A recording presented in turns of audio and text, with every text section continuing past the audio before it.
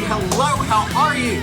I am Bert, and you're watching either Road Odyssey or Angry Buzzard Autos.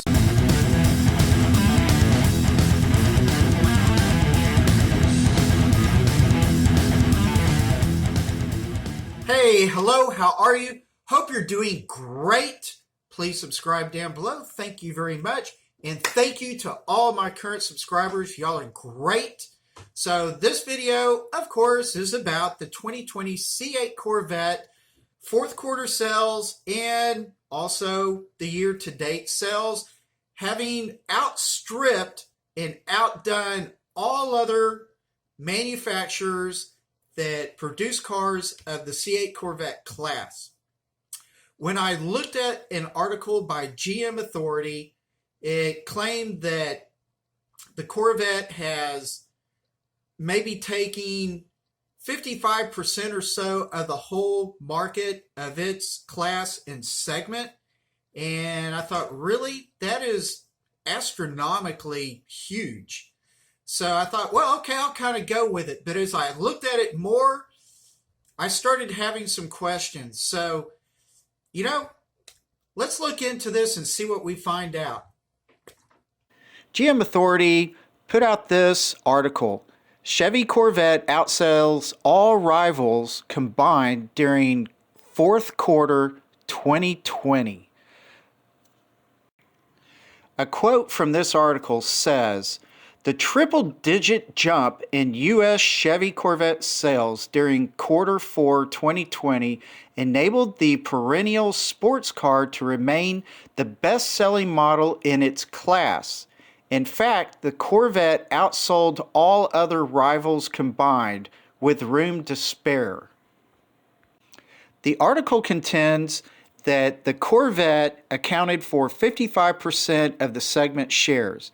It notes that one reason to account for this is that many of the cars in this segment cost significantly more than the Corvette.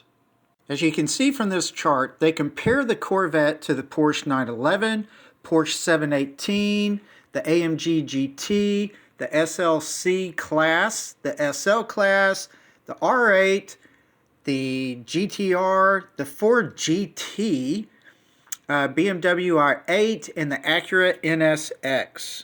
I question whether or not this article by GM Authority is biased. Do you feel like the cars that they chose are accurate? Do you feel like it's all of the cars that are in the same class or same sales segment? I don't. Now, I am by no means an authority on car manufacturers.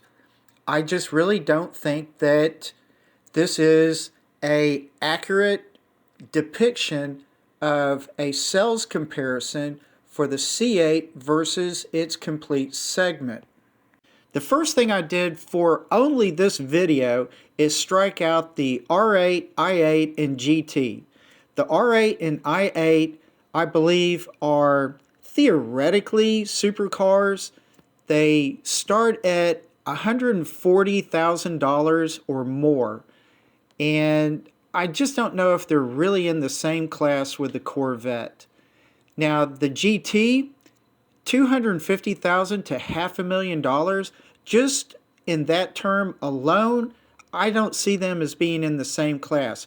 Why isn't it just the Ford GT Mustang?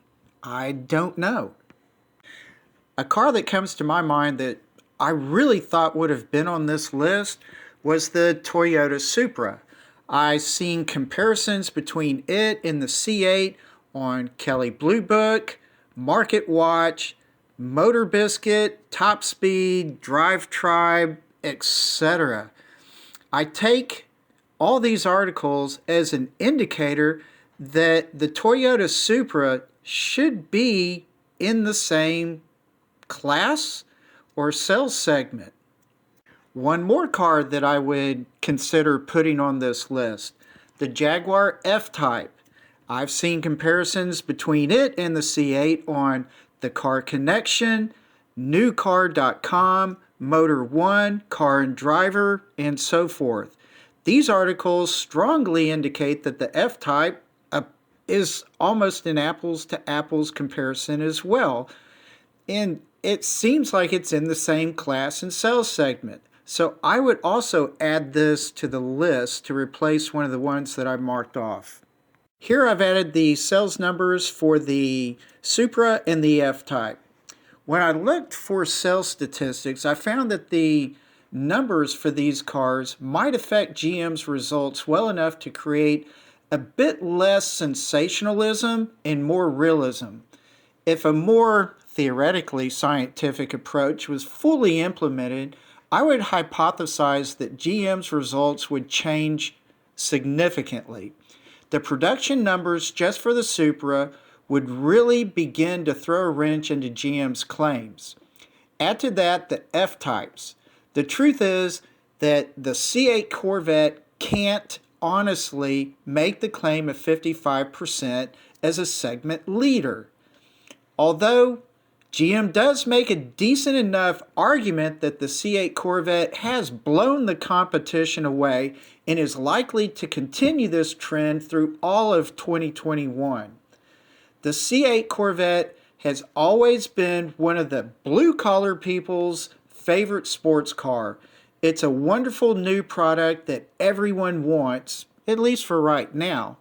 But the hype or the spin needs to be based a little more close to reality and perhaps more reliably communicated.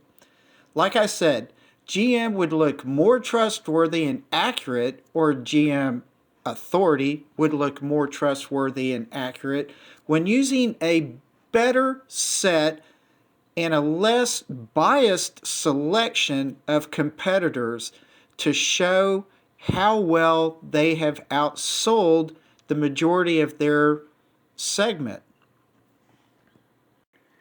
When all I do is factor in the Supra and the F-Type, taking out the i8, R8, and GT, I get a 38.6% sales rate for the C8 Corvette over all other cars. 38.6% of their class or sales segment. I should have links below in the description for several of the articles that I've read and looked at in this regard. And be sure to remember, whenever somebody tells you that something is a fact, question it. Look at their selection and context of all the data that they give you. Hey, well, thank you so much for watching this video. I really do appreciate it. Please subscribe down below if you enjoyed this sort of content and give me any of your thought droppings. So with all this, y'all have a fantastic day. I will see you later. Bye.